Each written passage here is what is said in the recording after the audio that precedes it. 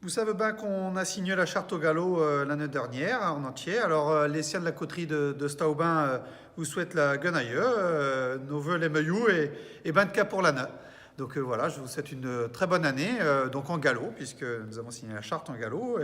Et ça a été une année assez forte à Saint-Aubin, avec d'un million d'investissements. Jamais il a été passé le million d'euros d'investissement.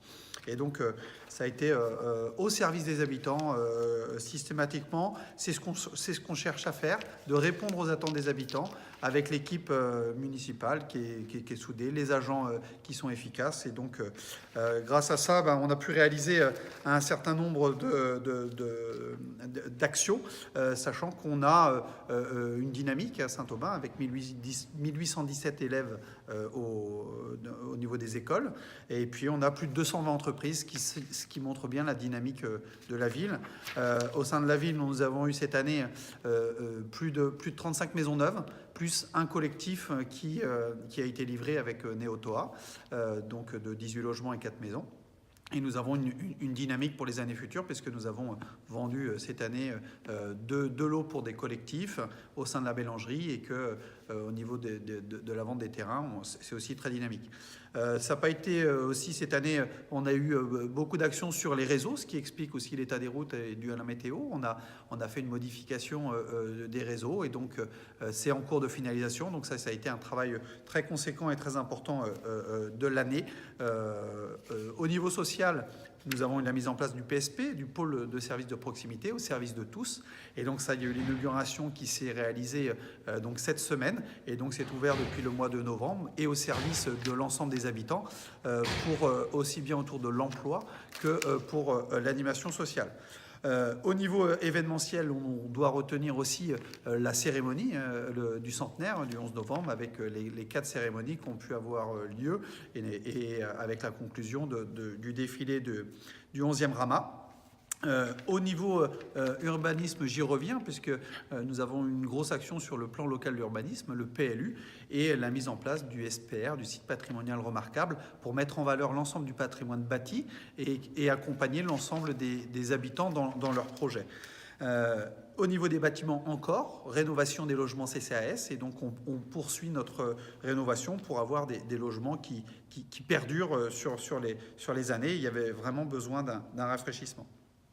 Au niveau de la culture, grande action à l'espace Bel Air, avec plus de 2600 spectateurs sur nos 10 spectacles à Bel Air, et plusieurs animations à la médiathèque, avec notamment des mises en avant de nos artistes saint-aubinais, et avec aussi des expos et des concerts donc de nos talents saint-aubinais. Au niveau de l'action enfants, jeunesse, périscolaire et scolaire, nous sommes repassés cette année aux 4 jours, donc action importante. On a répondu à la demande des parents, et donc on a structuré aussi notre service avec la mise en place d'une coordination au niveau service enfants, jeunesse, et une directrice de la LSH. Et on fait aussi le lien, la passerelle, ce qu'on appelle la passerelle pour les CM1, CM2 qui découvrent l'espace jeune. Au niveau du développement économique, on a eu beaucoup d'installations d'entreprises, que ce soit en centre-ville, que ce soit en périphérie. Et on a mené une étude pour justement cette complémentarité entre le centre-ville et la périphérie. Ce qui illustre ça aussi, c'est la maison médicale qui a commencé les travaux pour une réalisation d'ici la fin de l'année. Au repas CCAS non négligeable, nous avons été 160 personnes. Et on voit, c'est un record aussi. Il n'y a jamais eu autant de personnes au repas CCAS. Donc on est très satisfait de ça, de voir de la part des habitants de répondre présent. Sur nos 3 projets phares, au niveau de la mélangerie, comme je l'ai dit tout à l'heure, beaucoup de lots vendus, 24 lots particuliers, et puis des pavillons qui vont se réaliser, 11 pavillons à l'îlot de la Ferme et 6 appartements. Et on a les 45 logements qui vont se faire à côté de la jouserie. Donc ça, ce sont des espaces collectifs. Nous avons eu la livraison Neotoa, comme je l'évoquais, avec les 18 appartements et les 4 maisons.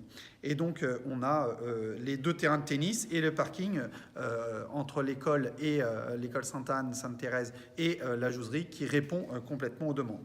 Au niveau de l'étude de l'étang et donc du centre-ville, donc il y a eu la concertation de l'ensemble des habitants et on voit donc les premiers résultats, la concertation qui a eu lieu en 2016. Nous avons une restitution publique cette année et donc nous avons eu, comme l'ont demandé la grande majorité des Saint-Aubinais, la fermeture de la rue du Château à aller à Bécherel. Et donc on a aussi eu les premiers éléments de rénovation du tour de l'étang. Et donc, ce qui fait que désormais, c'est beaucoup plus facile à circuler autour de l'étang. Il y a eu la nouvelle palissade aussi, puisque le conseil départemental est devenu propriétaire d'une des tours. Et donc, du coup, on a reculé la limite de propriété du conseil départemental.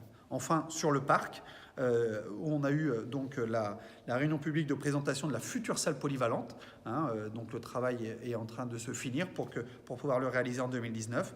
Nous avons eu la destruction de la salle du parc, donc historique, et donc nous sommes prêts désormais à faire le parking pour l'accès à l'ensemble du parc et aux écoles. Et enfin, le terrain multisport avec la piste d'athlétisme qui a eu lieu et l'espace de lancer, et donc qui répond à la jeunesse.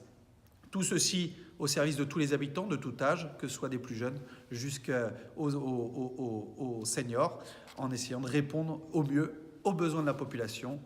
Et bonne année à tous, et puis allons-y sur 2019.